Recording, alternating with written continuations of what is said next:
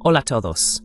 Hoy es martes 19 de agosto de 2025 y nuestros amigos Pepe Escobar y el profesor Marandi están de vuelta con nosotros. Bienvenidos de nuevo.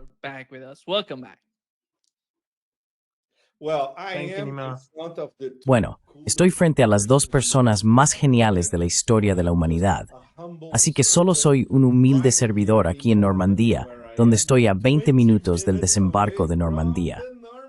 Y no va a haber otro, señoras y señores, porque esta vez los estadounidenses no vendrán.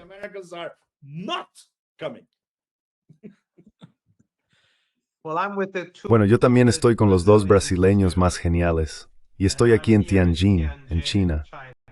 Y los chinos no van a irse a ningún lado. Except the Tianai Twing. Así es.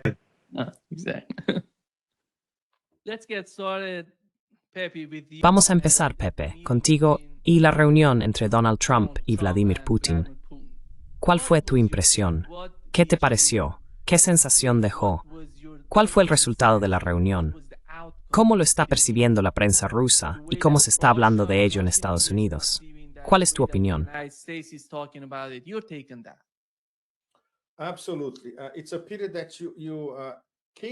Absolutamente.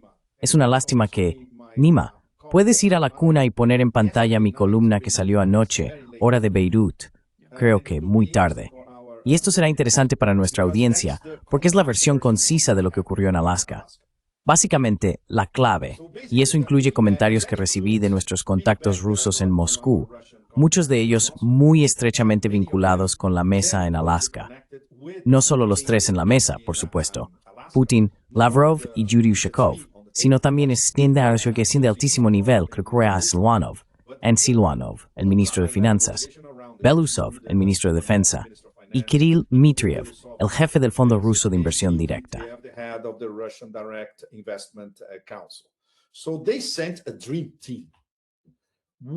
Así que enviaron un equipo de ensueño. ¿Por qué Rusia enviaría un equipo de ensueño a Alaska? Es porque, de antemano, tenían garantías por parte de los estadounidenses, que obviamente eran secretas, como la mayoría de los acuerdos alcanzados en Moscú, de que algo sustancial saldría de esa reunión. Ni siquiera puedes imaginar al Consejo de Seguridad ruso y a Vladimir Putin emprendiendo un viaje muy arriesgado a Alaska con un equipo de ensueño, una delegación de alto nivel tecnológico y de gran poder. Para nada, solo para que Lavrov pudiera lucir su absolutamente impresionante sudadera blanca de la CCCP. No, eso no es suficiente. Así que había mucho más detrás. Se puede notar que es importante porque no hubo filtraciones sustanciales al respecto, ni antes, ni durante, ni después.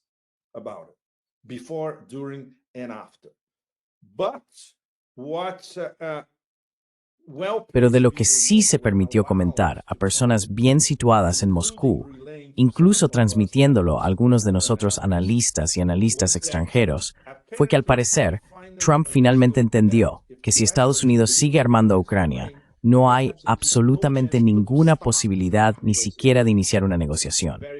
Muy importante.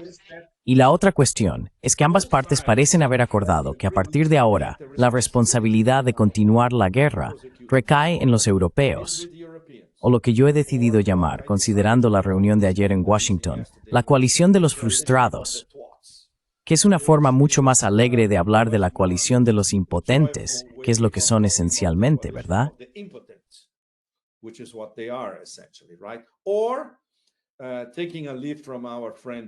Siguiendo el ejemplo de nuestro amigo George Galloway, Blancanieves y los 7 enanitos voladores, también impecable. Así que esto es lo que estaba ocurriendo ayer en Washington. Sabíamos que la reacción de los europeos sería inmediata. Estaban desesperados por hablar con Trump justo después de la reunión con Putin, porque vieron que se había logrado un progreso real en cuanto a que Trump quizá finalmente empezaba a comprender un poco el panorama general. Por ejemplo, estábamos comentando con algunos de nuestros amigos rusos que si Lavrov tuviera 10 minutos en la mesa para explicarle a Trump el origen del Maidán y luego lo que llevó a la OME, él es la única persona en el planeta que podría explicarle eso a Trump en 10 minutos y lograr que Trump entendiera al menos un 5% de ello.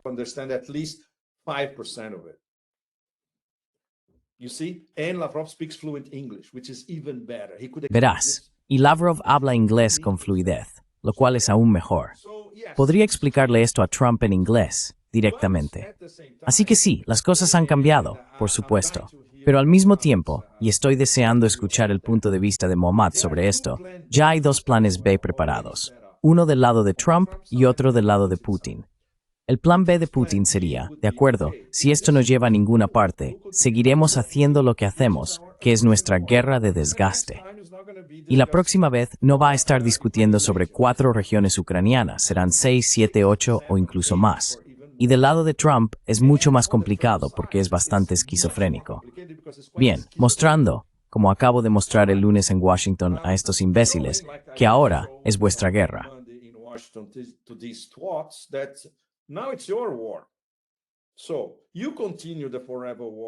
Así que continúas la guerra interminable contra Rusia, comprando nuestras armas carísimas y pagando en euros que no tienes. Pero ese es tu problema, no el mío.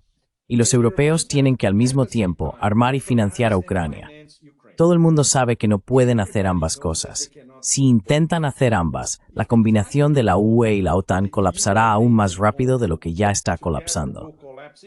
Así que el plan B de Trump es, vale, si no puedo ganar mi premio Nobel de la Paz, sentándolos en la misma mesa e intentando encontrar un acuerdo, la pelota está en el tejado europeo.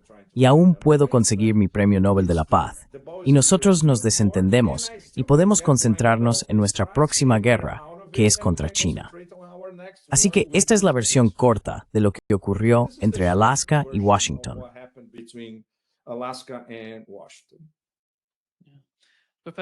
Profesor Marandi, ¿cuál es su opinión sobre el plan de respaldo o plan B?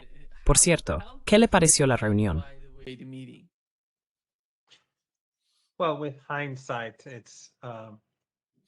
Bueno, con retrospectiva, es más fácil analizarlo. Pero antes de la reunión, creo que había algunas personas que decían que debía haber algún tipo de acuerdo, porque dos presidentes, especialmente de Estados Unidos y Rusia, si se reúnen y no tienen una agenda, y si no tienen una posibilidad seria de algún éxito, eso sería una muy mala noticia para el mundo. Así que creo que muchos sí pensaron que probablemente habría algún éxito, pero no un alto el fuego ni un acuerdo de paz. Y creo que fue exitoso en el sentido de que el presidente Putin consiguió lo que quería. Ganó. Rusia ganó por una serie de razones que creo que todos conocemos bastante bien. Y Estados Unidos no ganó, pero Trump personalmente, probablemente, yo diría que él ganó.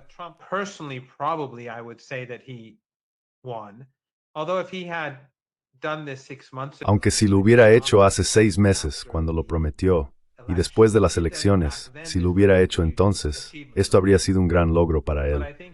Pero creo que ha perdido su impulso. En aquel momento, si lo hubiera hecho, habría tenido a la gente de su lado. Nadie habría podido interponerse en su camino. Pero ahora hemos visto cómo los medios de comunicación, incluso Fox News, se mostraron horrorizados, indignados y enfadados por la relación y por cómo se estaba tratando al presidente Putin. Hace 6 meses creo que esto no habría ocurrido. Así que no estoy seguro de cuánto éxito supone esto para Trump. Y Trump, siendo la persona impredecible que todos sabemos que es, no está claro si va a cumplir con lo que ha dicho.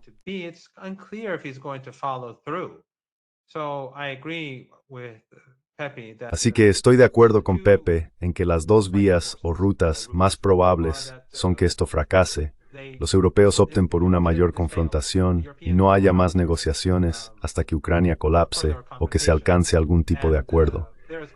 En cualquier caso, Estados Unidos ya no va a estar involucrado. Eso es probable, quiero decir, involucrado en el sentido de que no van a seguir financiando la confrontación. Pero creo que si la guerra continúa, va a debilitar a Estados Unidos porque Trump será percibido como débil. Si no logra controlar a los europeos, si no consigue poner fin a esta guerra, eso solo demuestra que es incapaz, que no tiene influencia, que es débil tanto en casa como en el extranjero. La única manera de que el éxito de Trump se prolongue es que esta guerra llegue a su fin.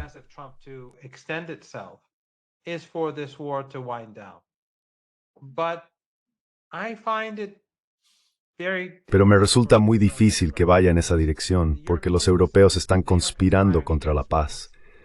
el Estado profundo en Estados Unidos, los neoconservadores, y sabemos que los neoconservadores y los sionistas son más o menos lo mismo. De hecho, los padres del movimiento neoconservador son sionistas. Así que están empeñados en impulsar esta guerra. Si Trump no se muestra firme, veo que esta guerra continuará y entonces los rusos avanzarán. O bien, Trump admitirá el fracaso en un momento en que se están discutiendo los archivos de Epstein y cuando el Congreso y el Senado se reúnan de nuevo, esto va a ser un gran problema. En mi opinión, la situación de Trump va a empeorar muy rápidamente.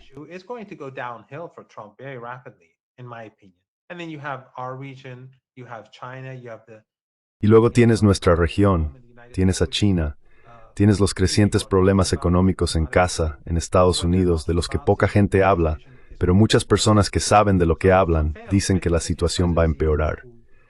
Así que si Trump fracasa, creo que su presidencia habrá fracasado. Y no sé si él puede poner fin a esto, pero me parece, al menos en esta etapa, muy poco probable. El lenguaje que llega desde Europa y desde Zelensky no parece indicar que Trump vaya a salirse con la suya. Y por cierto, debo señalar, estando aquí en China, que creo que los chinos y los iraníes están observando la situación muy de cerca. Por un lado, los chinos y los iraníes hablan de esperanza de paz y de un fin al conflicto.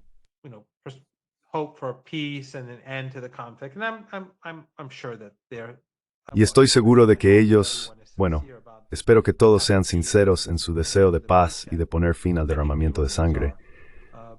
Creo que los iraníes lo son.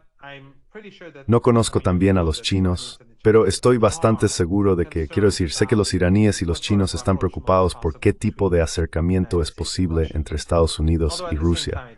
Aunque al mismo tiempo, no creo que los puentes que Trump y Putin puedan estar intentando construir se vayan a construir tan fácilmente, o que realmente puedan llegar tan lejos, porque Estados Unidos es excelente imponiendo sanciones, pero es terrible levantándolas. Y no creo que la normalización con Rusia vaya a ser nada fácil.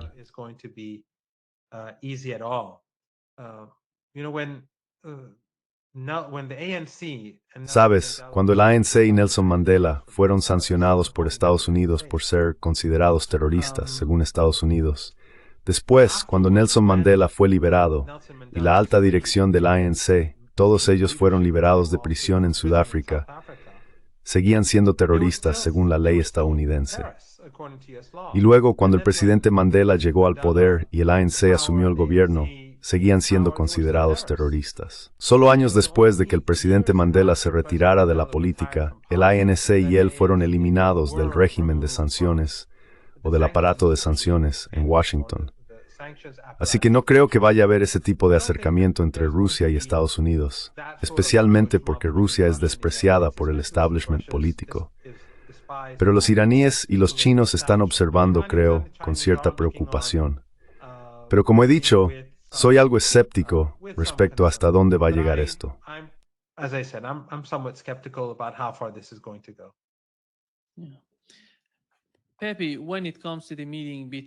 Pepe, cuando se trata de la reunión entre los europeos, junto con Zelensky por un lado y la administración Trump por el otro, ¿qué quiere Europa de Donald Trump?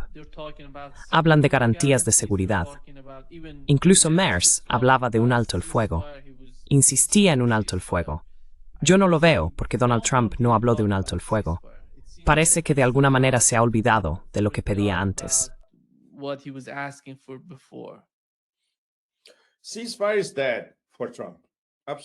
El alto el fuego está muerto para Trump, absolutamente.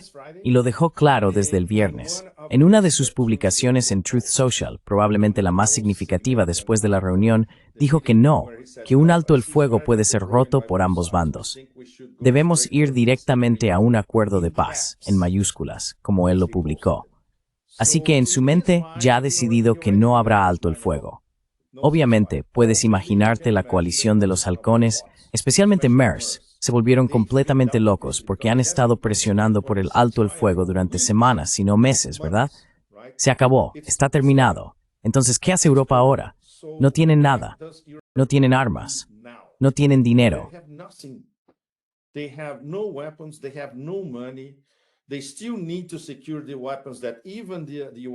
Todavía necesitan asegurar las armas que ni siquiera Estados Unidos posee, asegurar los fondos para comprarlas, llegar a acuerdos con los bancos para pagarlas y refinanciar su deuda.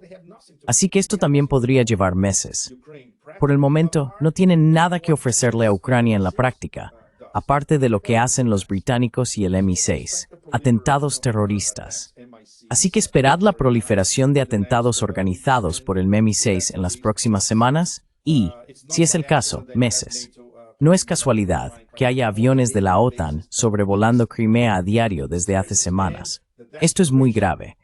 Y la desesperación, cuando observan una cartografía real y precisa de cómo está la guerra ahora, con la inminente caída de Pokrovsk y todas esas llanuras en la estepa hacia el oeste, hasta el Dnieper, están totalmente abiertas para un avance ruso.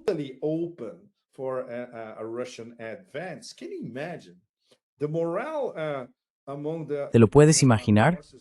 La moral de las Fuerzas Armadas de Ucrania ya está en su punto más bajo en estos últimos 3 años. Y la moral en la OTAN también, porque no tienen absolutamente nada con lo que contrarrestar. Depende de los rusos decidir. ¿Vamos a por una blitzkrieg? ¿Seguimos con la táctica del camaleón? ¿Seguimos tomando una aldea por semana? La pelota está en el tejado ruso. Pueden hacer lo que quieran durante el verano y el frente podría colapsar por completo en los próximos 1 o 2 meses. Así que realmente es la coalición de los impotentes. Puede que lo tomemos a broma, pero es una definición perfectamente adecuada. La derrota estratégica ahora les está mirando de frente como el abismo nietzscheano. Yo estoy mirando al abismo, y el abismo me está mirando a mí.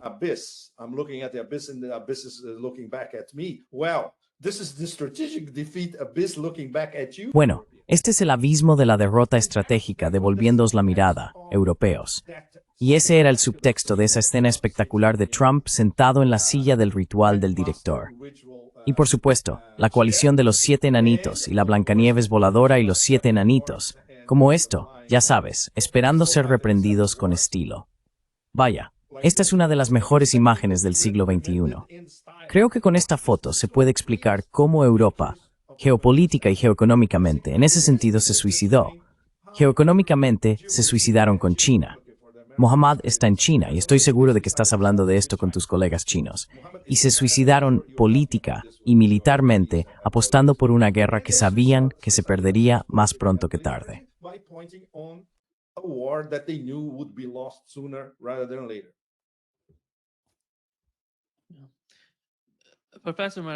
Profesor Marandi, usted está mirando a los europeos.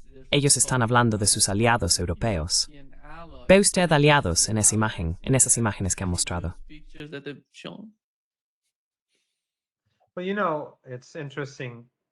Sabes, es interesante lo que dijo Pepe sobre lo que ocurre aquí en China. Antes de esto, tuvimos un panel de discusión y la invitación era para la OCES, la Organización de Cooperación de Shanghái.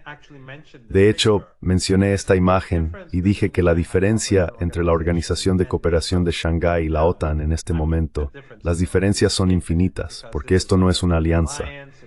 Pero lo que sí señalé fue que si miras esta imagen, muestra claramente la diferencia entre los países, los estados, los miembros de la Organización de Cooperación de Shanghái, las imágenes que veremos en un par de semanas y la situación en Occidente. En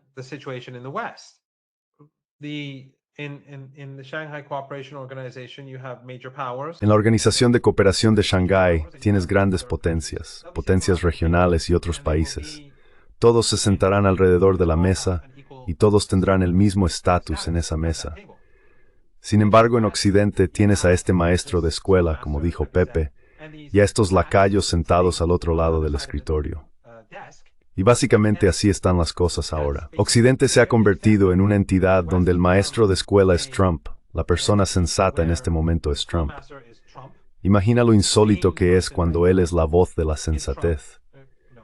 Y luego tienes a estos necios que solo van a empeorar mucho más su situación. Pero es interesante que hayan ido allí para intentar presionar a Trump para que reconsidere, para que continúe con el negocio como de costumbre.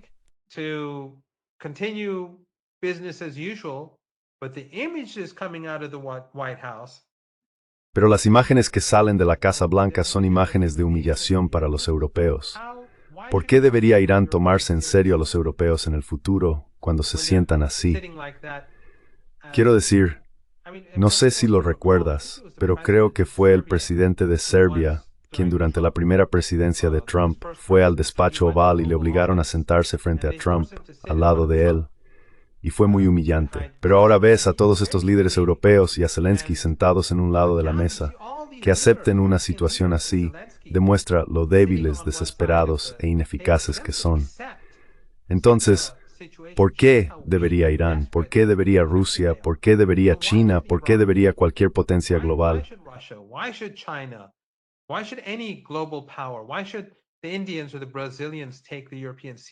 ¿Por qué deberían los indios o los brasileños tomarse en serio a los europeos cuando todos juntos parecen un grupo de niños traviesos sentados frente al escritorio del director? Y justo en un momento en que iban a la Casa Blanca para obligar a Estados Unidos o a Trump, el presidente estadounidense, a cambiar su postura. ¿Así es como lo hacen? ¿Así es como demuestran su influencia? Pero además, creo que esto no augura nada bueno para Trump, en última instancia, porque si Trump no impone la paz en los próximos días o semanas, y creo que eso es casi imposible en la situación actual, entonces eso significa que Trump ni siquiera puede controlar a estos niños traviesos. Eso significa que Estados Unidos no tiene control sobre Europa. Entonces, ¿cómo va a controlar Estados Unidos a la India? ¿Cómo va a controlar Asia Occidental?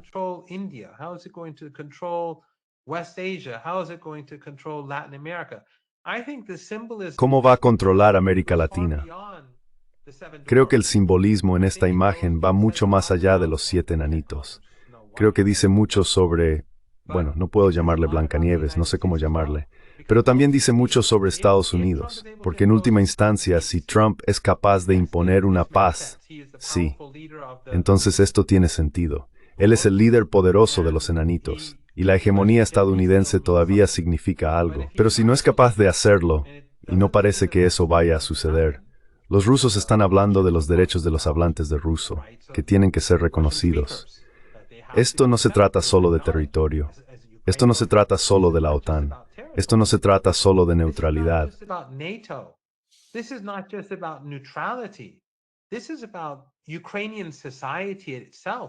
Esto trata sobre la propia sociedad ucraniana y cómo va a funcionar mañana. El idioma ruso está prohibido.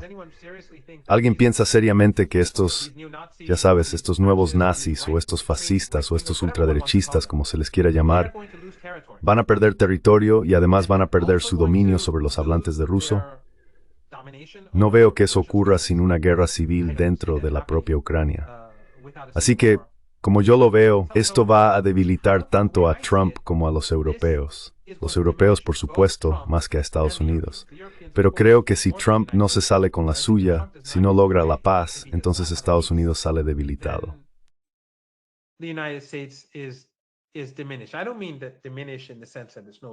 No me refiero a disminuido en el sentido de que ya no sea una fuerza a tener en cuenta.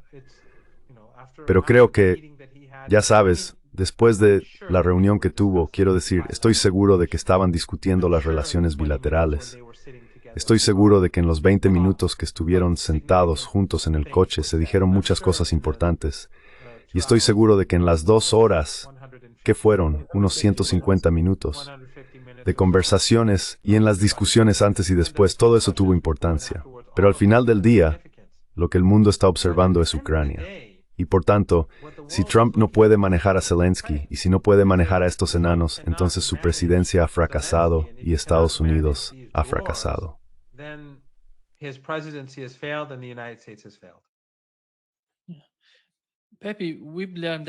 Pepe, hemos sabido que durante la reunión, Donald Trump llamó a Vladimir Putin. Hablaron durante 40 minutos, al parecer, justo como hoy, durante la reunión entre Trump y los europeos. Verás, de repente, no sé qué pasó durante la reunión. Dijo que no llamó a Putin durante la reunión. ¿Fue después de la reunión? Él dice que fue después de la reunión. Todavía no tenemos información concluyente sobre eso. Sí. Pero ¿cuál es el punto crucial sobre Ucrania? El profesor Marandi mencionó la complejidad de lo que está ocurriendo en Ucrania. Solo una cosa antes de que continúes. ¿Te lo puedes imaginar? Quiero decir, creo que probablemente es cierto que ocurrió después de la reunión.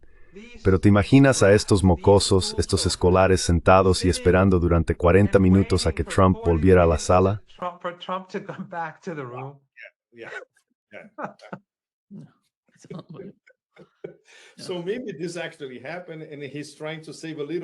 Así que tal vez esto realmente ocurrió, y él está intentando salvar un poco las apariencias para los mocosos.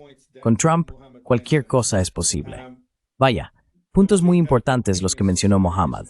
La forma en que la sociedad ucraniana está totalmente desagregada, y cómo estos grupos controlados por oligarcas, neonazis, fascistas, ultraderechistas, llámalos como quieras, desde Pravy Sector hasta el batallón Azov, no van a rendirse. No hay manera de que vayan a deponer las armas mañana y aceptar cualquier cosa a la que Zelensky pudiera haberse tentado a acceder.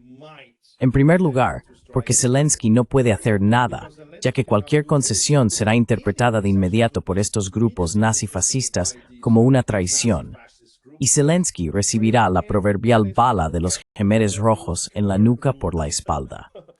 Bullet in the neck from behind. Everybody knows that. He's a hostage of these people. Todo el mundo lo sabe, él es un rehén de esa gente. Así que digamos, pensemos racionalmente, en términos de realpolitik. ¿Cuál sería el mejor resultado? Bien, él es ilegal como presidente, la Rada es ilegal como parlamento. Entonces, elecciones presidenciales y parlamentarias serias, con observadores internacionales en todas partes. Así tendrías una presidencia y un parlamento relativamente representativos, y entonces empiezas a negociar. Obviamente, esto no va a suceder. Incluso Trump bromeó con Zelensky. Oh, maravilloso, suspendiste las elecciones, yo voy a hacer lo mismo aquí. Todo el mundo sabe que todo esto es absurdo, excepto, por supuesto, los enanos, los matones, los mocosos. Por supuesto, para ellos es absolutamente normal tener un presidente ilegal y un parlamento ilegal.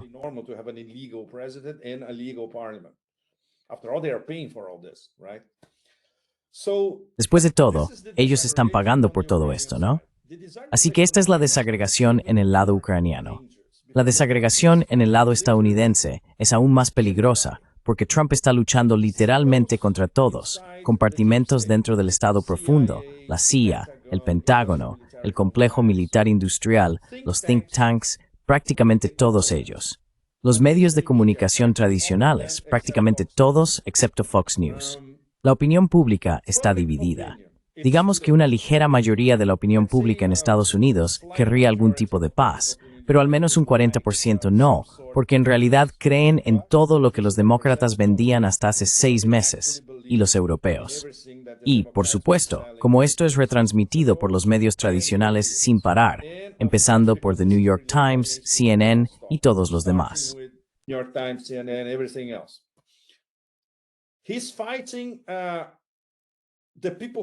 Está luchando contra las personas que realmente manejan el espectáculo en Estados Unidos, porque ellos nunca aceptarían algo, incluso si él intenta venderlo como una vía de escape para el Estado profundo, no para el complejo militar industrial, porque ellos seguirán obteniendo beneficios en euros. Fantástico. Pero para el Estado profundo, que es extremadamente rusófobo, cualquier acomodo con Rusia es anatema. Y para gran parte de las grandes fortunas, el gran dinero, el dinero antiguo, el dinero aristocrático, la costa este en Estados Unidos, lo mismo. Sin mencionar a las élites atlantistas, el 99% totalmente rusófobas, anti-Rusia. Y por supuesto, todo el sistema de Bruselas, desde la OTAN hasta la UE y la Comisión Europea, todos, sin excepción, anti-Rusia. Así que tiene todos estos sectores de la primera línea en su contra. De hecho, no tiene mucho apoyo en ningún sitio.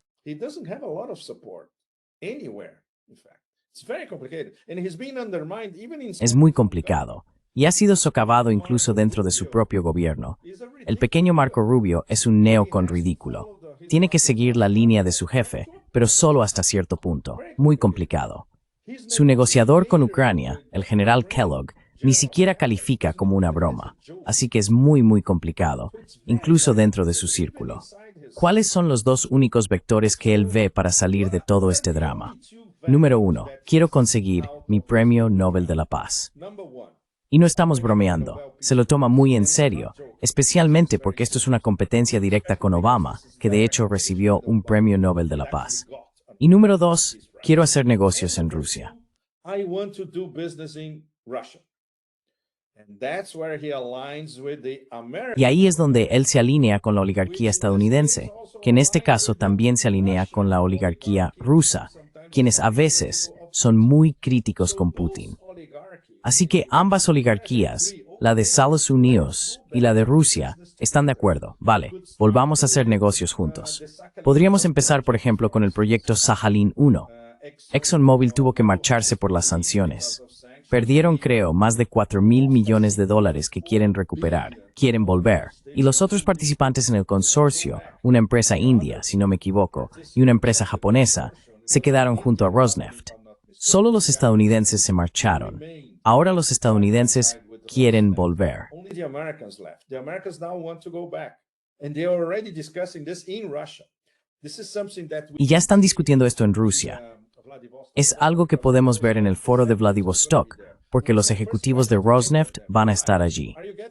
Será mi primera pregunta para cualquiera de ellos. Bien, están haciendo que ExxonMobil regrese a Sakhalin 1 y otros proyectos.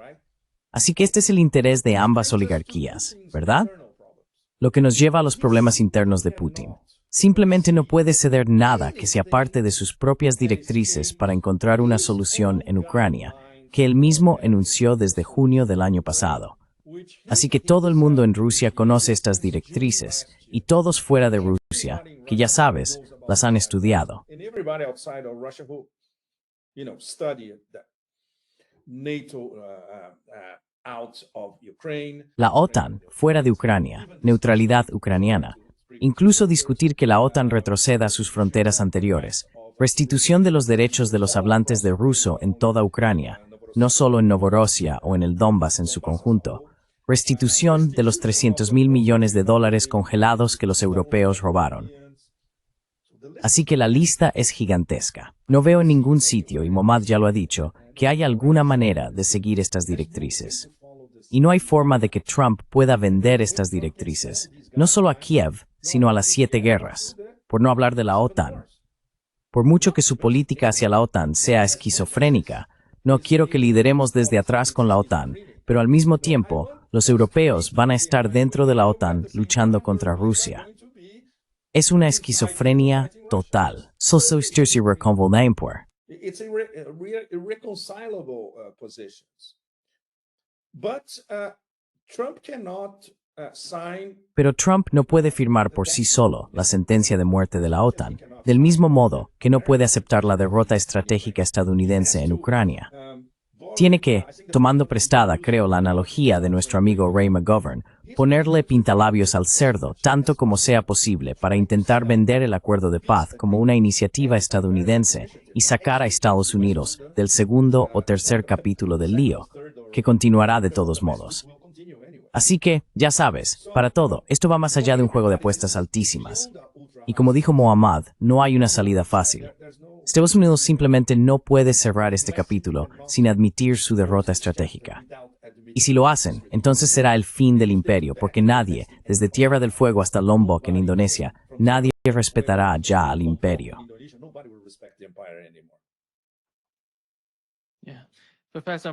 Sí. Profesor Marandi, ¿cree usted que la administración Trump tiene la capacidad de aceptar eso?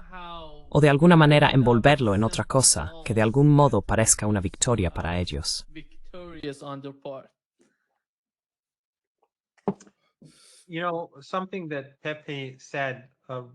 ¿Sabes algo que dijo Pepe? Me recordó una encuesta que salió recientemente. Recuerda, hicieron una encuesta reciente sobre las personas más impopulares en Estados Unidos. Y estábamos hablando de Netanyahu y de lo impopular que es ahora en Estados Unidos. Bueno, el segundo, si no recuerdo mal, y que tus espectadores me corrijan si me equivoco, creo que la segunda persona más impopular es Zelensky después del Papa.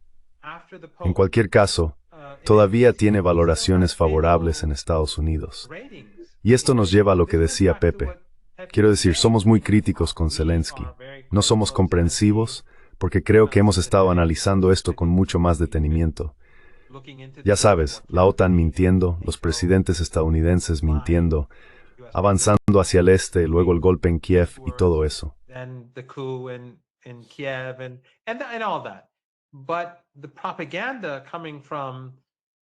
Pero la propaganda que proviene de los medios de comunicación tradicionales y de los medios alternativos, que en realidad son convencionales, porque hay un nuevo fenómeno en Estados Unidos y Occidente donde existen estos medios alternativos muy influyentes, en realidad no son alternativos y tienen mucha influencia.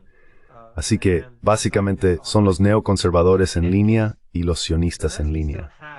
Pero, en cualquier caso, Zelensky todavía tiene peso entre los estadounidenses comunes, según estas encuestas. Así que si Ucrania cae y Trump es visto como quien retiró el apoyo, entonces él también va a cargar con la culpa. Habrá quienes digan que sí, que deberíamos haber puesto fin a la guerra, pero él estaba prometiendo un acuerdo de paz.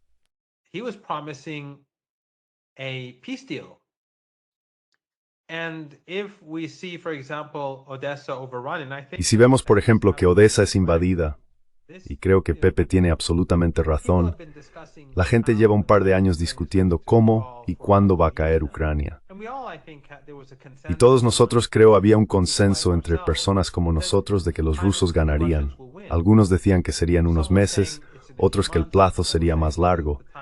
Pero creo que a estas alturas el consenso es que la situación es realmente mala para Ucrania y que esto simplemente no es sostenible.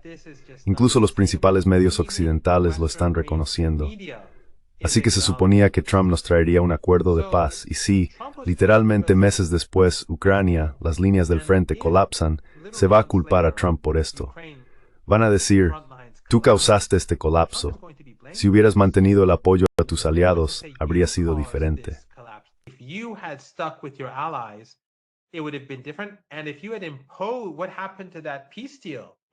Y si hubieras impuesto, ¿qué pasó con ese acuerdo de paz? ¿Por qué no pudiste imponer un acuerdo de paz? Eso le va a perseguir. Y luego, no sé si yo no he visto el libro, pero ha salido un nuevo libro sobre el príncipe Andrés del Reino Unido. Por cierto, hay una versión en línea y una versión impresa. Y hay una frase en la versión impresa que eliminaron de la versión en línea. Esto es lo que tengo entendido. No he visto ninguna de las dos sobre Melania y su relación con Epstein. No quiero entrar en esto en este programa porque no conozco el lenguaje. Pero en fin, se dice que tuvo una relación con él y luego con Trump. Ya sabes, la situación de Epstein va a empeorar cada vez más.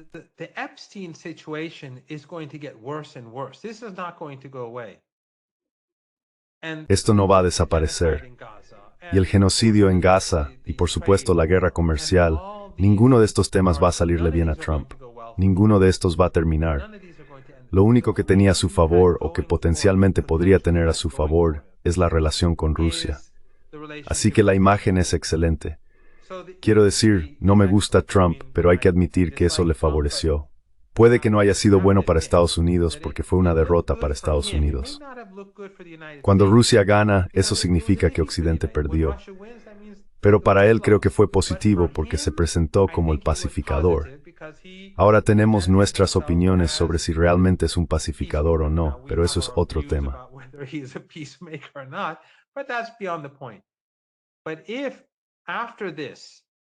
Pero si después de esto vemos que los rusos siguen avanzando y los europeos continúan pagando por armas con dinero que no tienen, y para conseguir esas armas que no existen, y las líneas ucranianas siguen colapsando, y luego ves ciudad tras ciudad caer, y quizás Odessa, eso no va a dejar a Trump en buen lugar.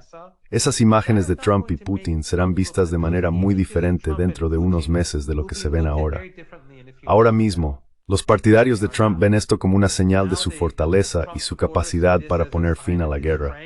Pero si no es capaz de hacerlo y Ucrania colapsa, y como he dicho, Zelensky sigue siendo visto de forma algo favorable, entonces eso significa que Trump ha fracasado. Y eso nos lleva de nuevo a lo que Pepe y yo decíamos antes. Esto va a ser catastrófico para Trump.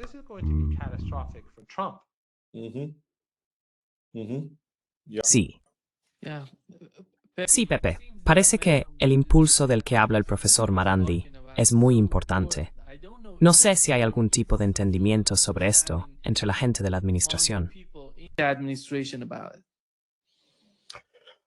Considering that the people in administration, Teniendo en cuenta que entre las personas de la administración reina la mediocridad, no estoy seguro de que lo entiendan.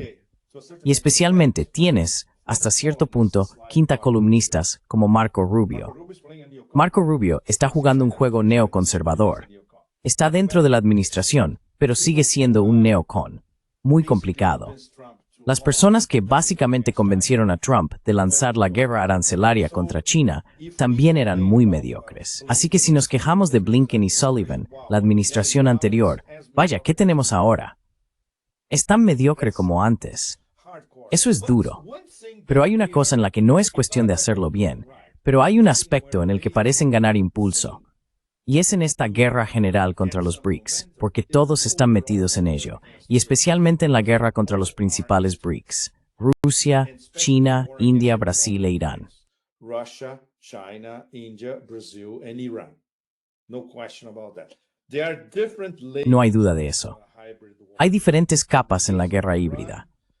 En el caso de Irán, creo que es el caso más crítico porque es una guerra híbrida que se volvió caliente y puede volver a serlo en cualquier momento. Y por supuesto, es una guerra que lleva más de 40 años en curso. El caso de China es esencialmente solo una guerra arancelaria, al menos por ahora. Por supuesto, también está la guerra tecnológica, pero los estadounidenses observan a China desde el punto de vista tecnológico. Y cuando ven lo que China ha logrado, especialmente desde que lanzaron Made in China 2025 hace solo 10 años, han cumplido, ¿qué?, entre el 70 y el 80% de lo que querían lograr hace 10 años.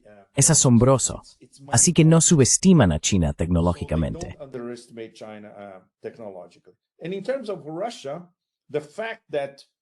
Y en cuanto a Rusia, el hecho de que ocurriera Alaska, se vieron obligados a reconocer que Rusia es una potencia igual. Esta es la gran victoria geopolítica para Putin, personalmente, y para la nueva Rusia, por decirlo de alguna manera. Cuarta economía más grande del mundo por PIB ajustado por paridad de poder adquisitivo. Sin crisis. Una sociedad sólida, con proyectos de interés nacional, como el desarrollo del Ártico y el lejano oriente ruso. Geopolíticamente, podemos decir que es el miembro más importante de los BRICS en cuanto a articulaciones en todas partes. China es la superpotencia geoeconómica de los BRICS. Rusia es la superpotencia geopolítica de los BRICS, esencialmente. Las relaciones estratégicas entre Rusia, China e Irán, y en el caso de Irán, Irán e India, también son muy importantes, así como Irán y Rusia.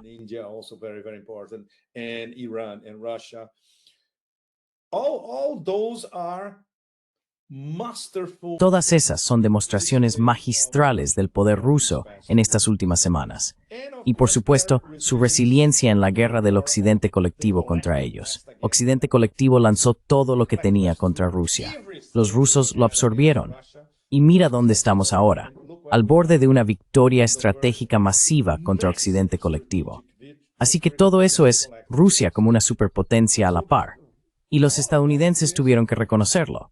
Aunque, obviamente, el Estado profundo nunca lo reconocería. Pero Trump, en este caso particular, fue lo suficientemente inteligente como para reconocerlo, aunque de una manera muy trumpiana.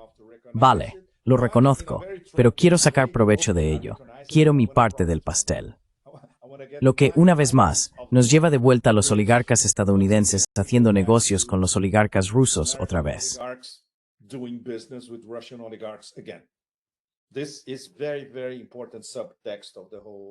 Este es un subtexto muy importante de todo el asunto. Pero la guerra contra los BRICS, digamos que Trump y Putin consiguieron un respiro en Alaska en cuanto a que no se impusieron nuevas sanciones a los compradores de energía rusa. Esto es, por el momento, muy importante. Pero los diferentes niveles de guerra híbrida contra especialmente estos 5 principales BRICS continuarán y empeorarán mucho más. Y en el caso de Irán, todos deberíamos estar muy preocupados. Puede empeorar muchísimo. Por cierto, tengo una pregunta para ti, Mohammad, si puedes, aunque sea brevemente. ¿En qué consiste esta idea iraní de un corredor entre el Golfo Pérsico y el Mar Negro como competencia con el corredor de Zangezur estadounidense, propiedad de Trump? Me leíste la mente, Pepe. Bien, así que te leí la mente, Nima. Adelante. Explícanos este nuevo acuerdo iraní. What's this new Iranian deal?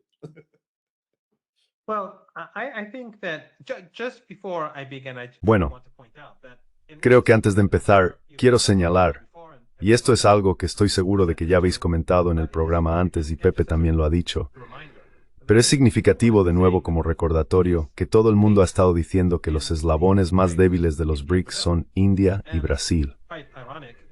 Y resulta bastante irónico que Trump haya apuntado a estos dos países en la última ronda de su antagonismo hacia Rusia. Y por supuesto, hay quienes dicen que una de las razones, uno de los incentivos que tenía para hablar con Putin, era porque pensaba que si tenía que imponer aranceles a la India en particular, y quizás también a China y Brasil, habría sido catastrófico para Estados Unidos. Puede que sea así, aunque no estoy del todo seguro de que Trump sea realmente tan previsor. Pero es interesante que con los BRICS lo que ha hecho Trump es que ha fortalecido a Putin.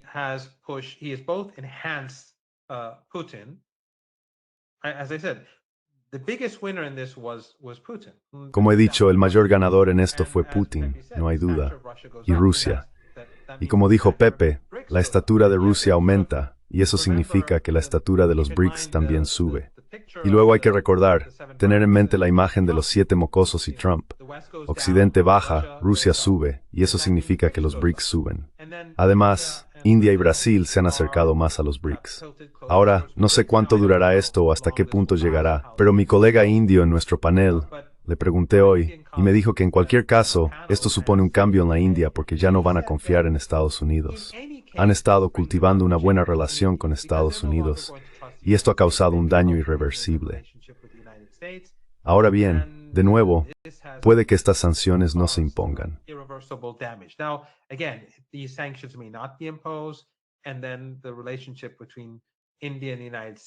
Y luego la relación entre India y Estados Unidos vuelve en cierto modo a la normalidad. Pero ocurrió algo que no se olvidará. Así que creo que el BRICS sale fortalecido. ¿Cuánto más fuerte? Eso depende de Trump y Putin y de su relación, y de si Trump impone esas sanciones o esos aranceles, que son sanciones. En cuanto al corredor, no he leído nada al respecto, pero según mi entendimiento, mi interpretación es que Irán quiere presionar a la República de Azerbaiyán. ¿Sabes? Muchos iraníes creen que la República de Azerbaiyán pertenece a Irán. ¿Sabes el Ayatollah Jamenei? Su nombre Jamenei es una ciudad azerí. Jamenei significa de Jamenei, de esa ciudad. Y él habla azerí con fluidez. De hecho, le interesa mucho la literatura, tanto persa como azerí. También le interesa la literatura europea.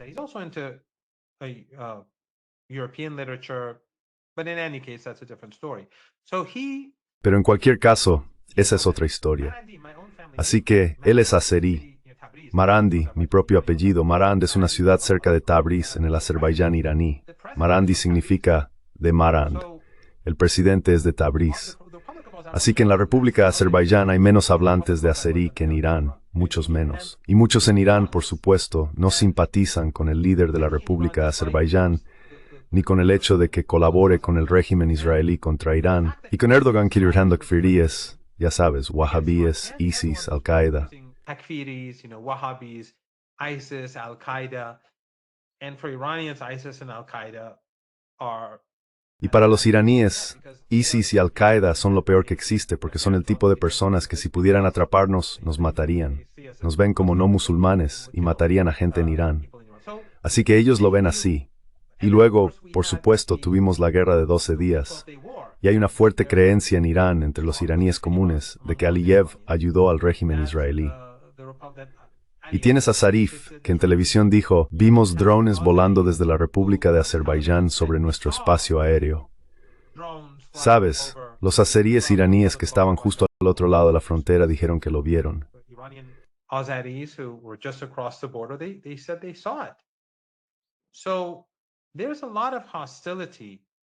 Así que hay mucha hostilidad, o al menos mucha insatisfacción, por decirlo menos, hacia Aliyev y la República de Azerbaiyán en Irán. Por un lado, tienes esto. Por otro lado, los iraníes ya han dicho que si la soberanía armenia es violada de cualquier manera, forma o modo, eso significará la guerra. Y han dicho que si alguien impide el acceso de Irán a Armenia y más allá, entonces lucharán. Lo han dicho. Así que si combinas estos dos factores, resulta que A. Los iraníes quieren desarrollar un corredor. Están diciendo, mire, no lo necesitamos, señor Aliyev. Podemos tener nuestro propio corredor. Mr. Aliyev. We can have our own.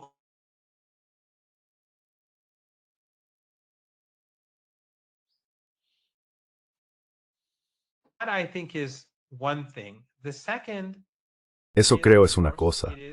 La segunda es, por supuesto, que al construir este corredor, básicamente están diciendo que si alguien bloquea nuestro corredor, entonces eso significa que nos están confrontando. Así que creo que son dos cosas al mismo tiempo. Y también debemos tener en cuenta que la relación entre Aliyev y Rusia no es muy buena. Hemos visto a los rusos llevar a cabo ataques contra sus activos en Ucrania y las detenciones de muchas personas vinculadas al crimen organizado en Rusia que son originarias de la República de Azerbaiyán. Así que creo que Irán está aprovechando esta oportunidad para ejercer presión adicional.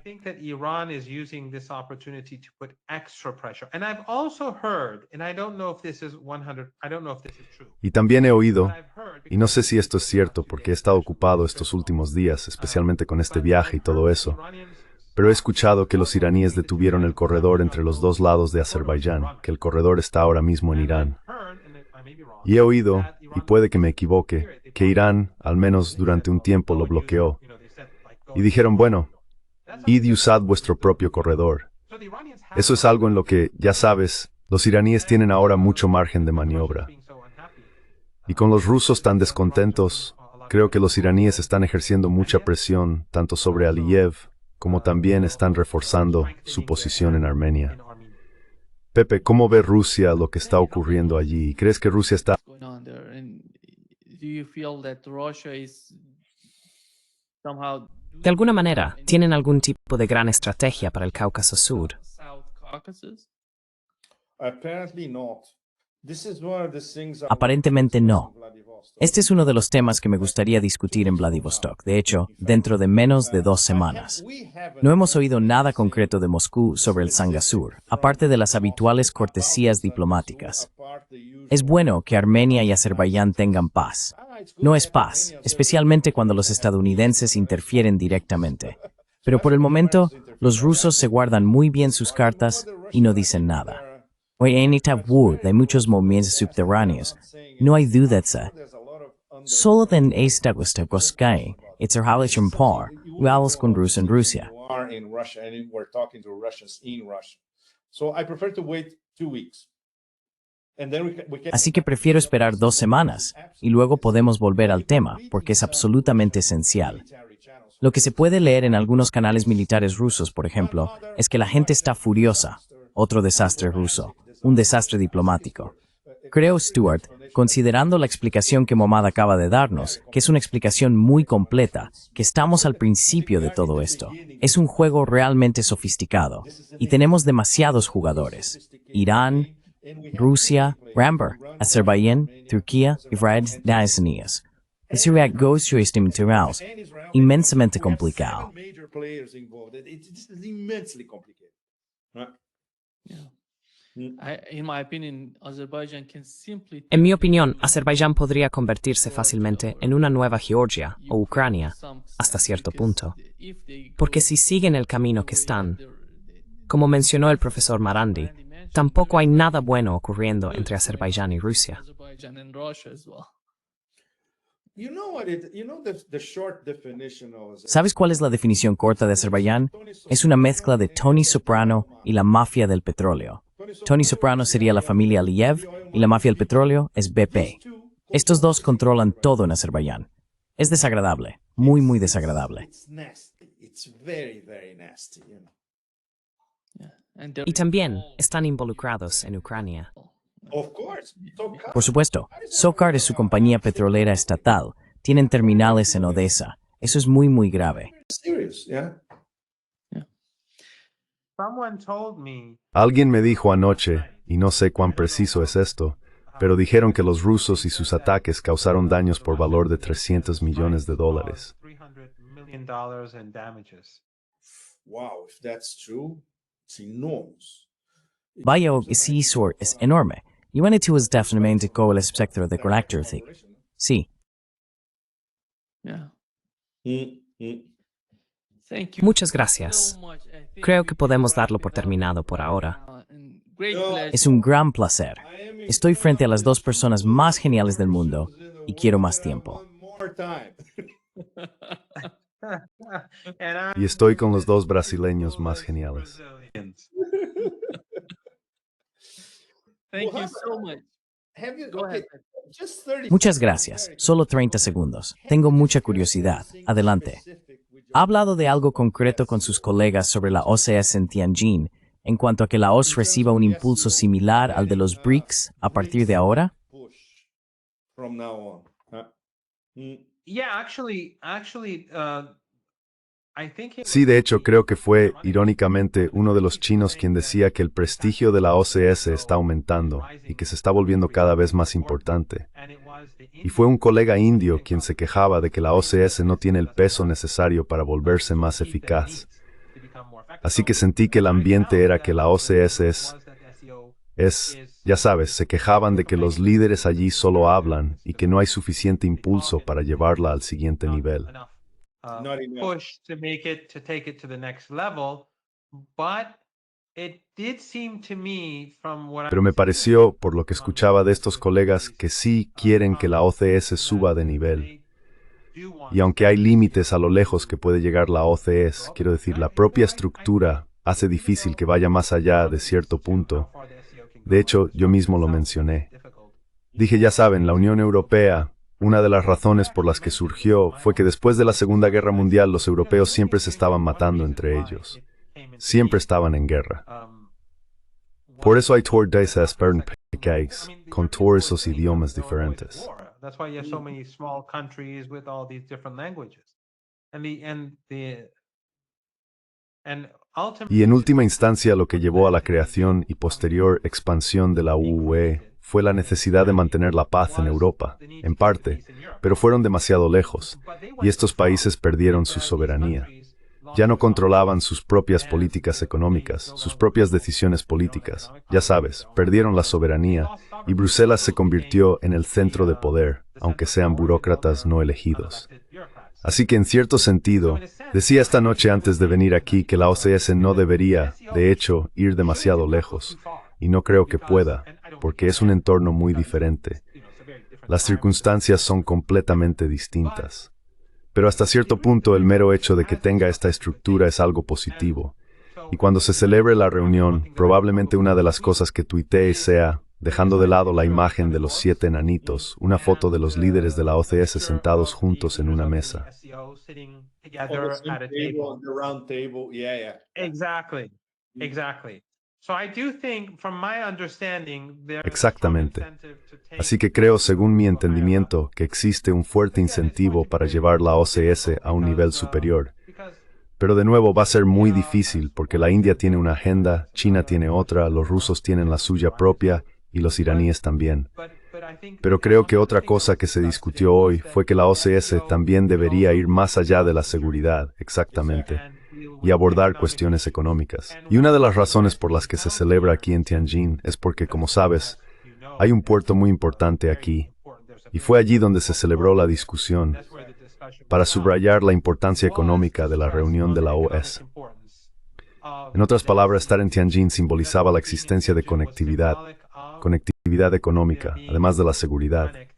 Economic connectivity alongside security. ¿Papeseshkin Mohammed? Perdón.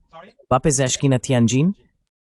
Yes, he is not Sí, only no going solo to planea estar but aquí, he is es staying decir, also on para el desfile. for the parade. Excellent. So we're going to have them on the same table. Excelente. Mohammed and Nima. Así que vamos a tenerlos en la misma mesa, Mohammed y Nima. Esto es muy, muy importante. Putin, Xi, Peseshkin y Modi. Esto es enorme. Quizá este sea el año de la OCS, como el año pasado fue el año en que los BRICS despegaron. Quizá este podría ser el año de la OCS. Yeah. Thank you. Muchas gracias, profesor Marandi y Pepe. Pepe. Great pleasure. Un placer. Sajiao y un gusto largo en ambos. You both. See you. Cheers. Nos vemos. Saludo.